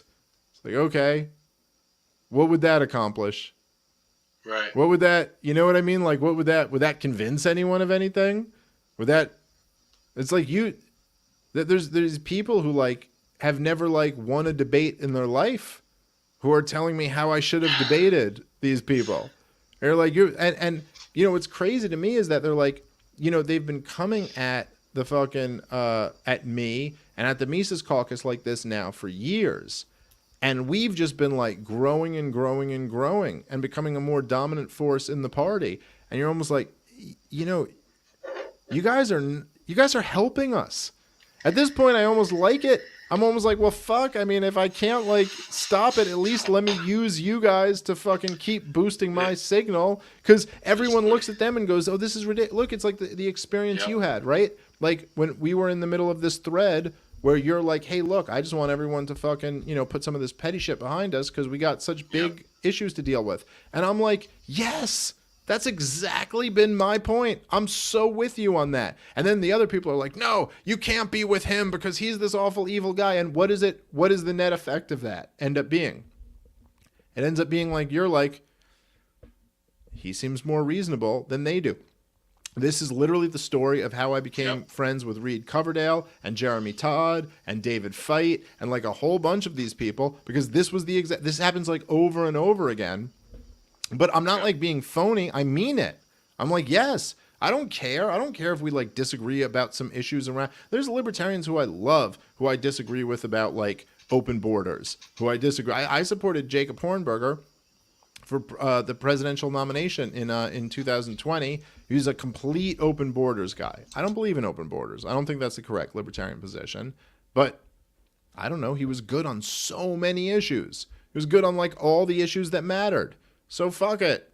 I love that guy. I disagree. You know, I'm pro-life, but I know a lot of libertarians who are pro-choice. I could kind of understand where they're coming from. You know, I used to be pro-choice. Like I understand where they're coming from, but if we agree on all these important issues, then okay, we could be okay on that. But it's like, I don't know. I don't like. I'm not like trying to go to war over any little disagreement we have. It's like I've been saying for a long time. My thing is like, if you oppose the wars, if you're against the wars, if you're against the COVID regime and all the mandates and all the restrictions, if you're against the like looting of the American public through like, you know, inflation and corporate bailouts and taxation, if you're against the police state, you're against locking people up for nonviolent crimes, hey, if you're good on all that stuff, like I'm willing to let some other stuff fall to the wayside. And not that it's unimportant things, not that pro-life, you know, isn't important. It's just like, look, like we gotta like, if you're good on all of these issues, I'm with you. Then we're allies in this fight. That's how I see it. And I totally agree, and I think that's where we need to get back to, because a lot of this stuff, even if there's a massive disagreement on molecular levels, and most of this stuff, we must not make the mistake that thinking these are macro issues. The infighting within the LP are almost always micro issues. They're issues that we're going to see very detailed differences on, and that we can have the conversation. And I'm not against having the conversation. What I'm against is stalling our movement with massive allies that have massive outreach in an era that we were completely swamped with overwhelming tyranny. Dude, and this shit, sometimes it's, and it'll be so stupid, dude. I saw someone like posted today a thing where they're like, they were talking about how me and Spike Cohen are definitely gonna run for the presidential nomination. And the guy posted this long thing about how awful I am and how he's totally on Spike Cohen's team. Like, I'm with Spike Cohen. And I'm like, okay, first of all, neither of us have decided that we're running in 2024. No. It's 2 years away. Neither of us are, me and Spike have talked about this. Neither of us have even thought about it. Like, I shouldn't say even thought about it. We've thought about it, but like none of us have decided whether we're fucking doing this or not, right? And the other thing is like, we really like each other. Yeah. Like, I don't know. I'm like, it's like, okay, so you're with Spike. Great. Yeah, I think Spike's awesome. I don't know. I love that dude. So like, okay, fine. Like, this doesn't have to be like this thing. Like, what do you mean? Same thing about you. Like, yeah, it's like, dude, like we're like fucking, like, dude, when me and Spike are at fucking events together, like we're right away get locked in a conversation and we're laughing and we're agreeing and we're talking about everything that's fucking great. And yeah, we have some issues we disagree on. I mean, we had a debate, you know, the other month, and then we're still fine, and we still talk. And sometimes when we see things differently, we'll talk about it, and we'll message each other, and he'll be like, hey, dude, you know, I see it like this. And I'm like, okay, I see what you're saying. Yeah, it's like this. He's convinced me on a few things that I was like, you know what, maybe you're right about this. Okay, I got to re-examine that. You know, but it's like this thing that it's like, no, I'm against you, and I'm on his team. It's like, great, dude. So go support him. So work your ass off for him. And if he wants to fucking run, go support him. And that's okay. Great. I don't know. What do we, like, I'm your enemy? I'm your enemy. The guy who's friends with your guy. Like, okay. Right. Like, so just like, let's all focus on what matters. And I will say this, that I've said many times before, that like, if any, because like my thing is pretty much like, I think the biggest focus of libertarians should be to spread the message. That's like been my thing for a long time, that I think it's like, we're like in a very, I guess, Christian sense, that the best thing you can do right now is like to, you know, it's like, you know the truth and you know what's up, and a whole lot of people don't know. So what you want to do is at least give them a chance to be exposed to this. And ultimately it's going to be their choice whether they want to like embrace this or not. But that's what you want to do. If you really know what's up and you know what can save this society, then you want to at least tell as many people and tell them in the most compelling way that you can. So that's been my thing. Now, obviously, if we had real, if we had the reins of power, then the move would be like to destroy the power, roll back the power. But we don't really have that right now. We don't nearly have enough numbers. Right. But so I'm like, but if any of the people, I mean, if like fucking any of the people who are like, so, if Archie Flower or Nick Sarwark or any of these guys, if they were really spreading the like message of libertarianism to a lot of people, I promise you, and I think everyone who listens to me knows this is true, I'd fucking give them credit for that, and I'd be very pleased that they were doing that. Even if I had to grit my teeth and go, oh, that guy's been so unfair to me. But you know what? He did just convince a whole lot of people to oppose this war or oppose this thing or all that, But it's like, I feel like there's none of that is like reciprocated. Like, even like the people who like fucking hate me for like having the wrong person on my podcast or something, like, I'll see people, it's like, dude, I just kind of did a thing on Rogan's podcast and told everyone about the war in Yemen. Like, that was pretty cool, right? We're all against that. Are we not? Can I not at least? Fine. You don't want me to be the presidential candidate, or you don't want me to speak at a convention or something. Okay, fine. But like, that was pretty dope, right? Like, that was pretty dope the way I told everyone about that war and got a whole bunch of positive reactions. That's the problem with toxicity, though, is because once toxicity has become your primary variant of your bloodstream, you cannot allow for the person that you have created this toxic bloodstream towards to receive any credit. And that is inward focused. Yeah, that's right. It is inward focused because it's so effing selfish. Well, that's why it's like, first and foremost, you got to have a happy life, and that almost always involves not being inwardly focused, right? Because no one really has a happy life if it's just themselves alone in a one-room apartment living alone, right? So like, a happy life means whatever it means other people being involved. Like, it means like, I mean, typically to me, it would mean like a marriage and children and stuff, but I suppose it doesn't have to be that, but it means a somewhat of a group, somewhat of a community living for other people. And when you have that, when you have a happy life, it's like, it's much easier to not hang on to that toxicity. It's like, okay, look, I got to give this other person credit for that, because like, nothing really is going to matter like as much as, I don't know, like as much as like to me, nothing's going to matter as much as my family, no matter what happens with anything else. Nothing's going to matter as much. It's not going to matter how other people look at me as much as it's going to matter how my wife and my kids look at me. Like, that's just the way it is.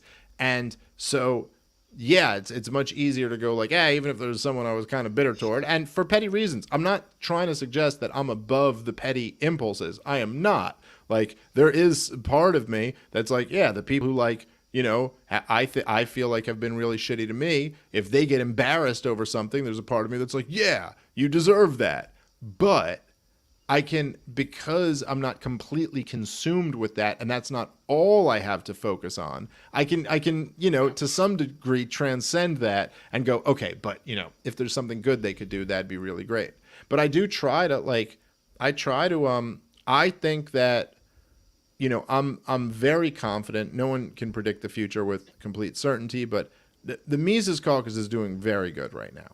And I'm very confident that, Angela McArdle's going to be the next chair of the Libertarian Party. I'm confident that the Mises Caucus is going to do very well over the next few months in the conventions that are coming up. And I do hope, I genuinely hope that a lot of the people, even the ones who are have been real enemies of the Mises Caucus and really been, very harsh critics of them, I hope that a lot of them will be able to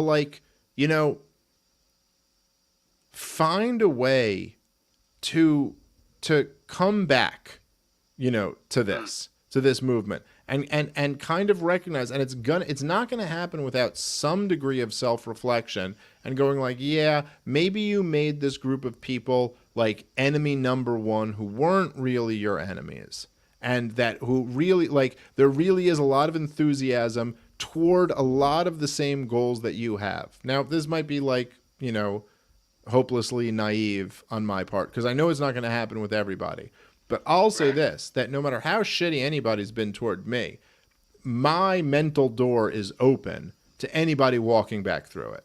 Like, there's nobody that I would say, like, there's no way we could make this right. There's no way we could, come to a situation. And I almost go, like, I try to think about, like, some of these people, even the ones who have been, like, the harshest on me, that I'm like, hey, wouldn't it be pretty badass if we, like, flipped the script on this whole thing and, like, came out of this, like, being like, you know what? Now we're fucking allies.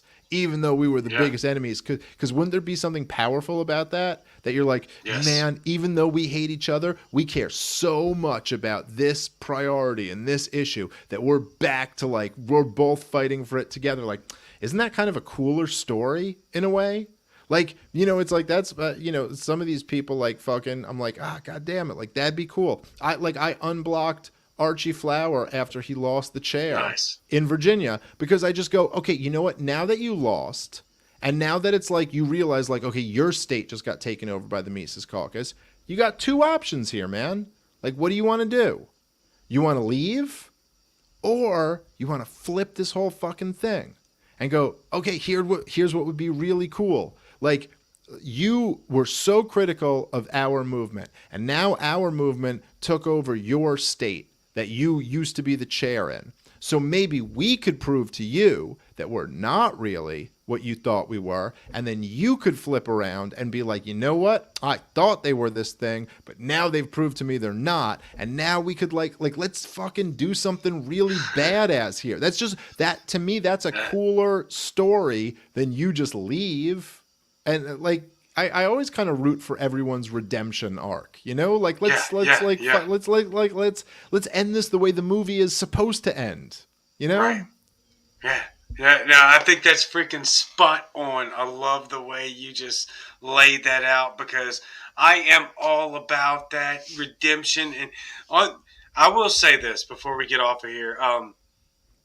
That is going to require a degree and a major degree of setting aside a lot of pride and a lot of potential or exponential wrongdoing and being wrong and all of the things that make our pride tick the worst, which I am definitely some of the worst at being prideful. It's something I've had to work on for many, many, many, many years. But what you're saying right now is absolutely spot on. There is one way that we can become a force for liberty in this country. And this country's supposed to represent that for the world. We're supposed to lead the world in this. Right now we got 18 wheels to flatten the curve, apparently. They're leading the freaking world in liberty in Canada. We're supposed to do that. What's supposed to happen is that Americans are supposed to put their damn pride aside, embrace humility, and say, you know what? Maybe X, Y, and Z weren't the things that are of the greatest importance at this time. Maybe A, B, C I might have been wrong about. But you know what? This person, that person, and this person are clearly working towards the main goal of what we're supposed to look like, what we're supposed to walk out, and what we're supposed to represent on this earth. And we'll have to put our damn differences aside for 5 freaking minutes and make this happen. Yeah, that's exactly right. Hey, how old are you? 38. 38. I'm 39, right? So I think that's so perfect what you just said. Like, there's something about that I think is almost like, I think younger people who might listen to this maybe wouldn't even understand it as much. But there's this thing where you go, but we're America. We're the United States of America. And that what that means is we're supposed to be free. And I think like that was like almost like an old thing that was like so ingrained in this country. I'm not sure it exists anymore. It used to be like a nonchalant, almost like saying, like if someone came up to you, if you were like at a bar and there was like no one sitting next to you and someone went, oh, you mind if I sit here? And you'd go, it's a free country. Like that was just kind of like a thing. Like, yeah, it's a free country. You know what I mean? Like that was it's a free country. I don't even know if people have this attitude anymore. And I think about this sometimes in South Park. I don't know if people don't get the reference. It's fine. You don't need to. South Park. But there's when Randy Marsh is getting in fights and the cops arrest him and he goes, "Oh, I'm sorry. I thought this was America. I thought this was America." You know. And okay, like they're making fun of him. He's being ridiculous. Like I thought this was America. I can fist fight people anywhere I want to. But the point is that would be a thing you'd say. Like the older generation would go, "Oh, I thought this was America. You can't just fucking arrest me for some shit. This is America." And it's almost like this has kind of been lost, and that's what we need to recapture. Like this feeling that it's like, why is someone allowed to say this or allowed to do this? Why are you allowed to not get vaccinated or to take a mask off your face? And it's like, because this is the United States of America. That's why. That's why I'm allowed to do this. Because I don't have to ask your permission, because this is America. Like we need that like spirit has to come back. And that's like a big thing that's what I try to push on everybody. Like people will be like, "Oh, you made this joke or something like that," or something. And I'm like, yeah, I'm a comedian in the United States of America. I will joke about whatever I want to, or talk about whatever I want to, live my life however I want to. That's it. And we need so much more. And that is exactly right. That feeling that it's like, Canadian truckers, man, we're going to let Canadian truckers beat us in this freedom game. It's crazy. Fuck that, dude. Really? Like, and that's, and I wonder if I don't know if like the younger generation has as much of that as we have. Like, I think they have more of this kind of like, this is like, well, this is, this is offensive kind of thing. And so that's what libertarians, if there's something we need to flip, like culturally, that's what we need to flip it back to, like the starting point being that the presumption is that we are free men. That's the starting point, that we all should be, like going, that's where we all begin the conversation, is that, well, obviously the presumption is we're all free men. Yeah, it's incredible to me that after just a short, not even decade, we have forgotten that America set the standard for what society is supposed to operate and look like in Western society. No other country had constitutional rights before we did. And now you can damn near look to every Western society on this globe. They all have a constitution. They all have rights. Now, whether they abide by those constitutional rights, I mean, we don't really either, but still, it's still a point. Right. Well, dude, go read. I mean, look at this is what's so interesting about the struggle. And like, I'm an ANCAP, like personally, like I don't believe in government at all. I think that if you believe in the non-aggression principle and private property rights and self-ownership, that eventually, logically, that just leads you to like, okay, like a stateless society. However, even I can say, you look at the Declaration of Independence and the Bill of Rights, and you go, it's pretty damn good. Like that's, I mean, if you're just reading those documents, you go, that is pretty damn good. It may not be exactly perfect what I want, but you're like, geez, that is really good. Like it's a really, really good start. And it's crazy to be in this country where we're considered these radicals because we actually believe in our founding documents. And like, it's like it's really something like out of a movie or something where you're like, oh, we're the radical ones. We're just trying to convince you what you all claim to believe in is actually correct. Like, except we just actually believe it. Like we actually, if they'll be like, oh, Congress shall write no law that abridges the freedom of speech. It's like, by that, we mean no law. Like, we really mean not anything, and so it's, anyway, it's like a wild ride. And I think that, libertarians should, we should embrace how fun this whole thing can be, and that doesn't mean it's not scary and it's not dangerous, but it's like, man, like I'd rather not live in like boring times. I'd rather live in an exciting time when there's really something to fight for. And there's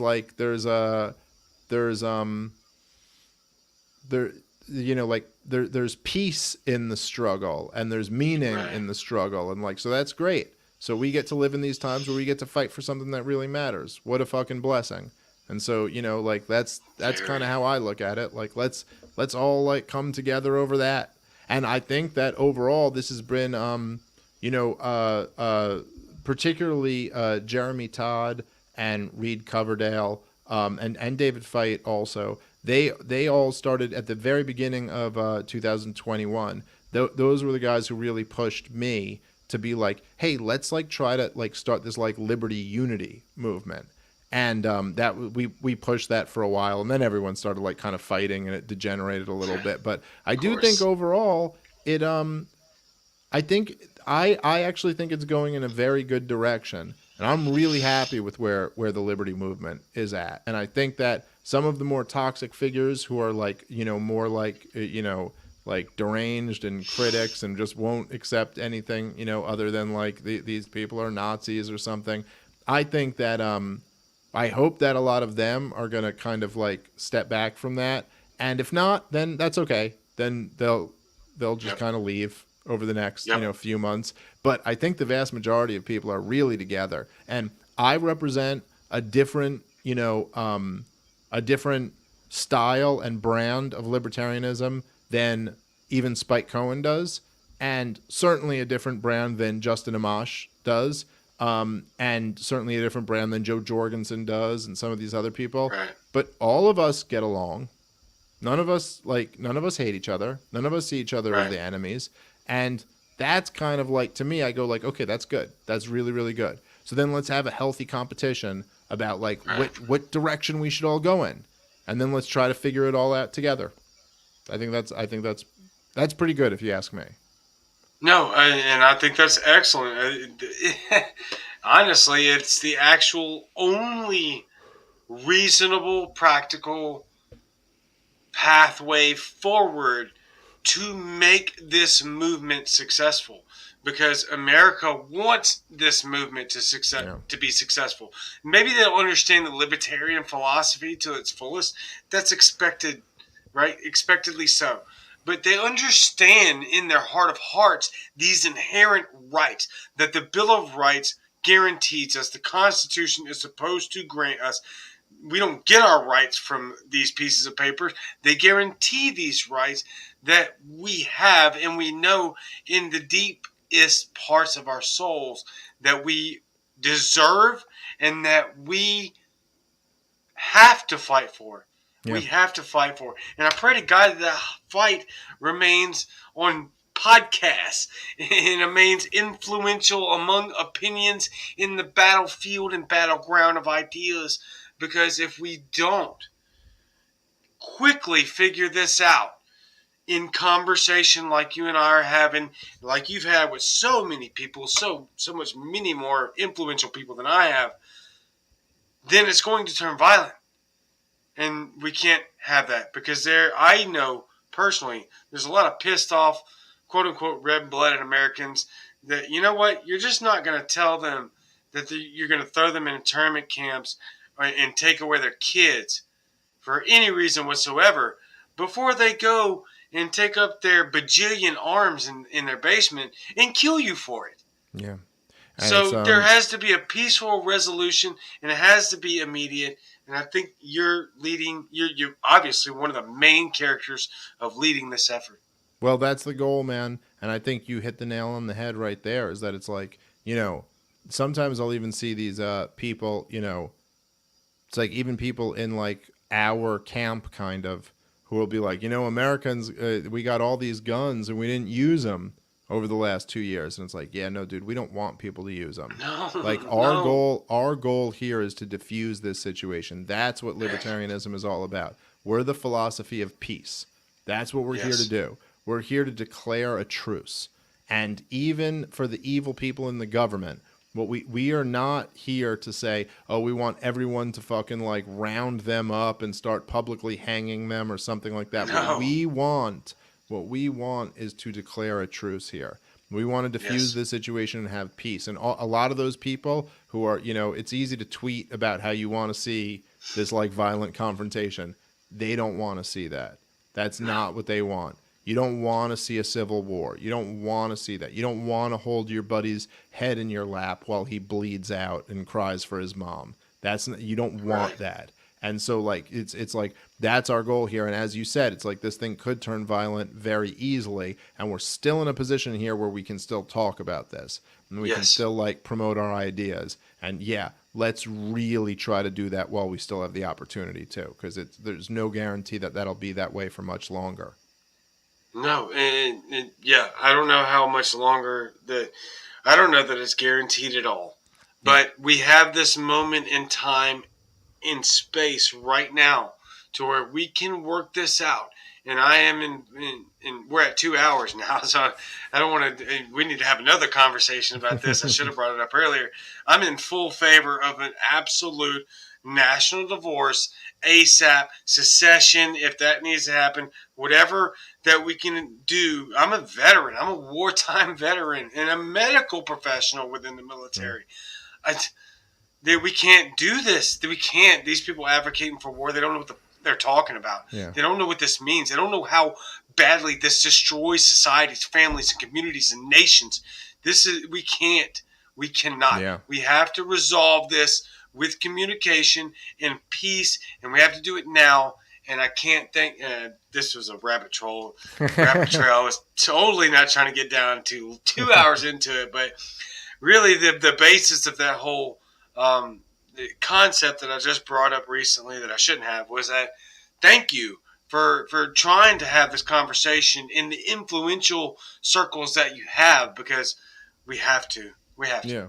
Well, thank you, brother. Thank you for having me on the show, man. And I'm, I love talking about this stuff, and I think we're all. Yeah. It's not like we're all doing our part to try to like elevate this conversation. And I'm like in many ways, I happen to be like kind of in the right place at the right time, and that's why I've been able to be on some of these bigger, shows. But I benefit so much from like all the people in this movement who I talk to. So thank you very much. I really enjoyed this, man. I hope let's do it again sometime.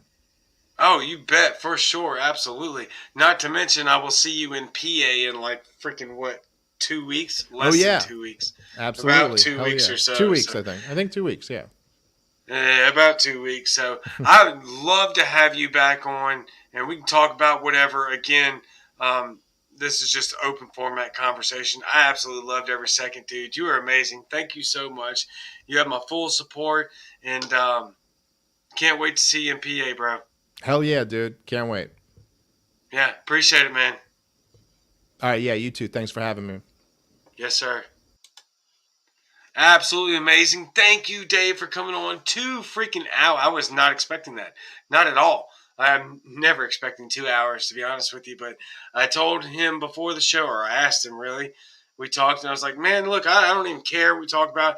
Let's just talk about whatever. Let's just have a fun conversation, and let's see where it goes. Because, you know what? I am so freaking tired of all of these people trying to cause this division.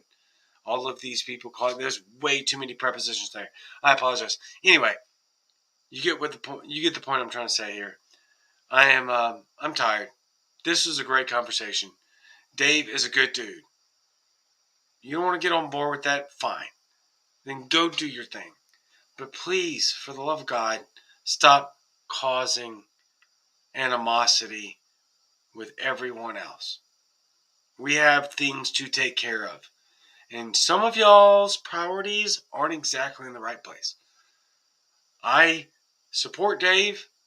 Now, obviously, if Spike runs, he's got my support. I'm not talking about support in the fact of who's running for president and who the hell is going to get 4.6% of the vote in the federal election. Not my concern. Don't care. I'm saying these people have my support because they are putting their boots on the ground. They're putting their reputations on the line. They're putting their mouths out in front. And they need our support because they have the influence. And they represent us. Critique them when they're wrong, but support them when they're right. And for the vast majority of these people, they're right. For the vast majority of the time. So, I'll leave it there. Thank you very much. I love you very much. I will see you Possibly in Arkansas. I don't know. We'll see, right? We'll see. I'm driving.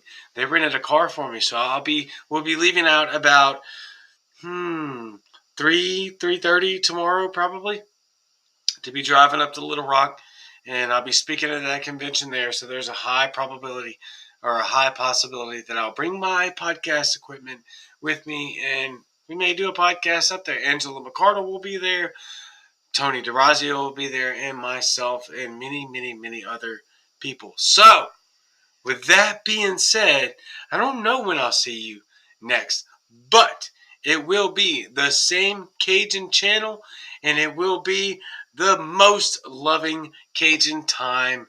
You people are freaking absolutely amazing. I cannot express to you how much I love you very, very, very much. Good night.